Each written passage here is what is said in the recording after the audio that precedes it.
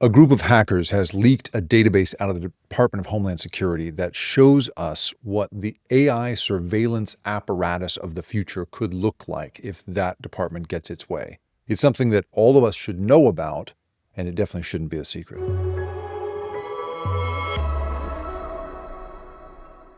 I'm Jake Ward. This is the Rip Current. We look at the big invisible forces shaping our lives. And you may recall that, if you've been following this channel, that a couple of weeks ago, I did a piece called 7 Things That AI Can Already Do That Should Terrify You.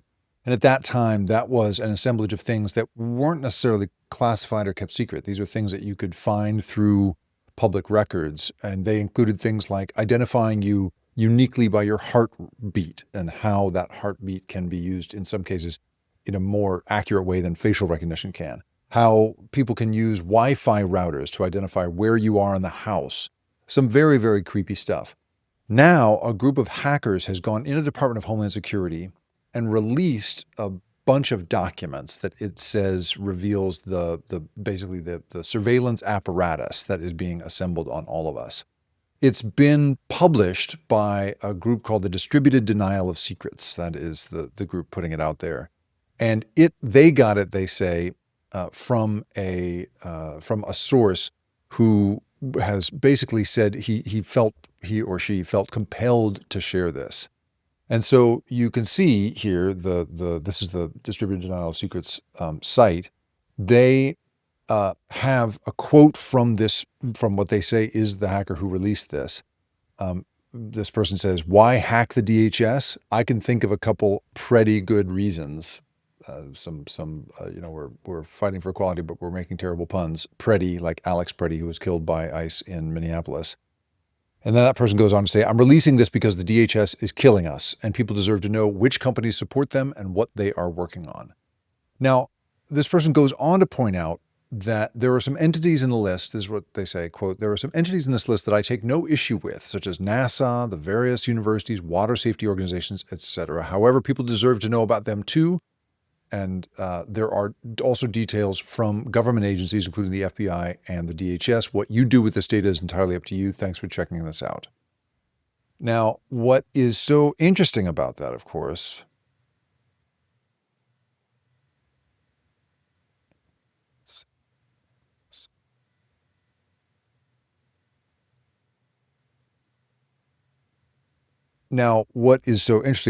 of course, is that it is, nope.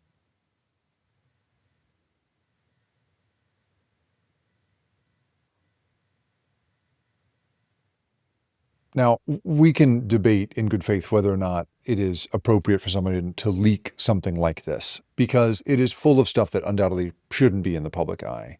And there are, I would point out, some contracts that have been revealed in this that I would argue are actually perfectly legit, the kind of thing that you would actually really want them to do. So one of them, for instance, is a contract for nearly $1 million awarded to a company called Pendar Technologies. And it's a phase 2 effort, and says the primary objective of phase 2 is to advance the detection and classification of synthetic opioids, specifically unseen fentanyl analogs, using an approach that combines machine learning models with advanced fielded hardware. So this is the kind of thing where you think, okay, that's okay. Like, we want that, right? We want folks to be able to identify emerging synthetic opioids that could be incredibly damaging and deadly to people who are using fentanyl already. And so, there are certainly cases here in which I think it's totally appropriate for the government to be pursuing certain sort of AI-powered things, because AI makes possible all sorts of pattern recognition that can be incredible. Pointed at the stars, pointed at housing data. You can do amazing things with that kind of technology. But you can also do a number of things that are much more alarming, I would say, and much less, lovely to hear about. And there is, if you look at the paid piece that I've put up called the AI Surveillance Shopping Spree, you can also see, and I'll also put the link here, the place where a security researcher named Micah Lee has actually put up explore yourself, you can explore yourself the hacked data from DHS's Office of Industry Partnership. And that is an extremely interesting and useful database. It shows you where state by state the biggest contracts are. It lists all of them and their awards, and then you can, as you click through them, get into the actual specific contracts. I'm randomly choosing one here. This is a enterprise situational awareness platform across DHS and state, county, city responders named for the Greek god of safety. It will scale the team awareness kit ecosystem to have native integration with low-cost tactical communications. Okay, there's just, you can go in and look at a ton of these contracts and see where your tax money is being spent. So the folks at The Guardian did a very good job of going through this and specifically finding documents that show what DHS would like someone to build for them when it comes to AI surveillance. And they include things like an AI system that uses 911 calls to predict crime. These are 3 contracts totaling about $500,000 that would fund a platform that would ingest emergency call data from dispatch centers nationwide and then build these geospatial heat maps to predict incident trends. So this is a bummer because we have already seen an effort to do this when it was called predictive policing. Predpol was a company that was around for a while. LA used it, Atlanta used it, a bunch of precincts of jurisdictions used it. And I wrote about it in The Loop because some very interesting work was done by a researcher named Kristen Lum and her co-author, whose name I can't remember, I'm sorry.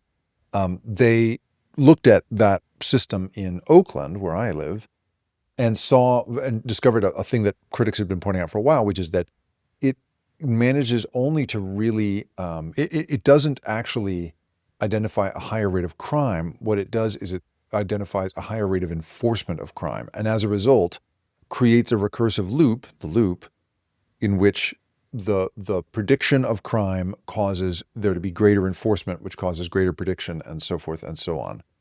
So that's one. And unfortunately, that kind of concept seems to be coming up again now.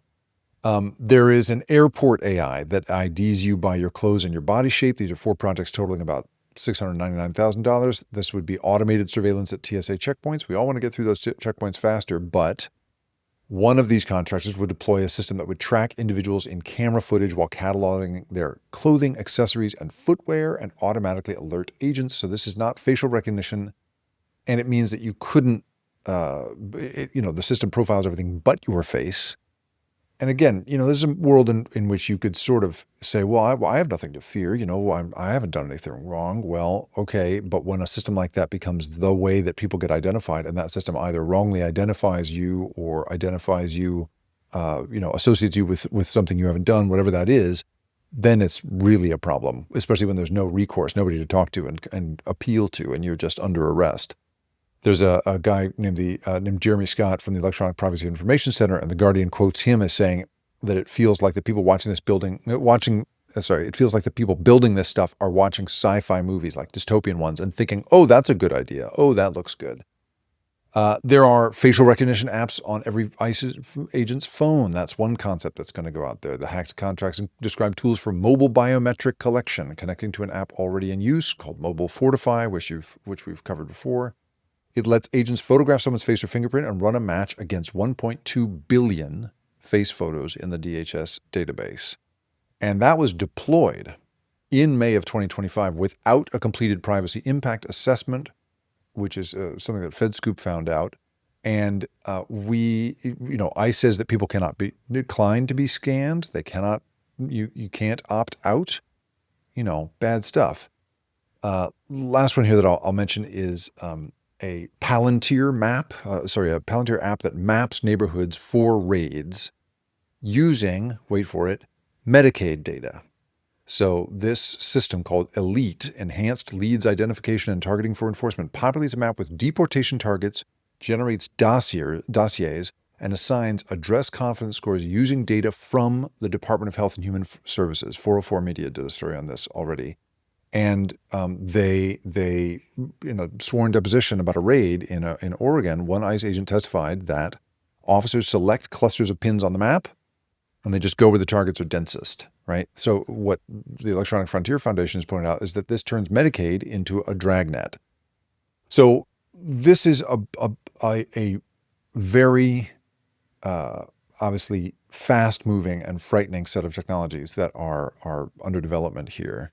And Virginia's Democratic senators, both of them, Tim Kaine and Mark Warner, have asked DHS to explain itself. The agency's inspector general says it has launched an audit. But the interesting thing here is that there is a power, sort of a feeling here that, there is a crucial OMB deadline, Office of Management and Budget deadline, for agencies to implement minimum risks management practices or shut down high-impact AI tools on April 3rd. And that